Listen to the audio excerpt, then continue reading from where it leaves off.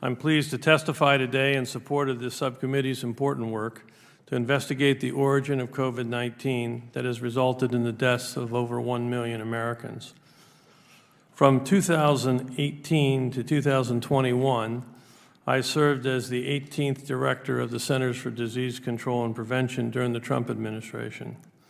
As CDC director, I oversaw the agency's response to the COVID-19 pandemic from the earliest days of its spread, and I also served as a member of the White House Coronavirus Task Force. But perhaps more relevant for the purpose of this hearing, my 45 years in medicine have been focused on the study of viruses. I'm a virologist by training and by practice.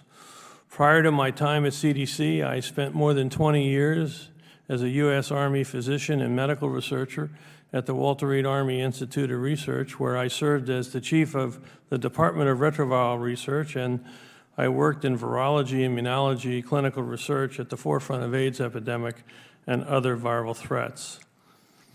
In 1996, I co-founded the Institute of Human Virology at the University of Maryland in partnership with the state of Maryland, the city of Baltimore, and the University System of Maryland, where I served as the director of clinical research and care, and I also served as a tenured professor of medicine, microbiology, and immunology, chief of infectious disease, and vice chair of medicine at the university. After my time at CDC, I served as the senior public health advisor to Governor Hogan in the state of Maryland. As COVID-19 began to spread across the world, there were two competing hypotheses about the origin of this virus that needed to be vigorously explored. The first hypothesis is the possibility that COVID-19 infections in humans were the result of a spillover event from nature. This is a situation in which the virus naturally mutates and becomes more transmissible from one species to another, in this case from bats to humans via an intermediate species. This is what happened in previous outbreaks of SARS and MERS and earlier coronaviruses that emerged from bats and spread through an intermediate animal. The second hypothesis is the possibility that the virus evolved in a laboratory involved in gain-of-function research. This is a type of research in which scientists seek to increase the transmissibility or pathogenicity of an organism in order to better understand that organism and inform preparedness efforts and the development of countermeasures such as therapeutics and vaccines. Under this theory, COVID infected the general population after it was accidentally leaked from a lab in China. From the earliest days of the pandemic, my view was both theories about the origin needed to be aggressively and thoroughly examined. Based on my initial analysis of the data, I came to believe, and I still believe today, that it indicates that COVID-19 more likely was the result of an accidental lab leak than a result of a natural spillover event.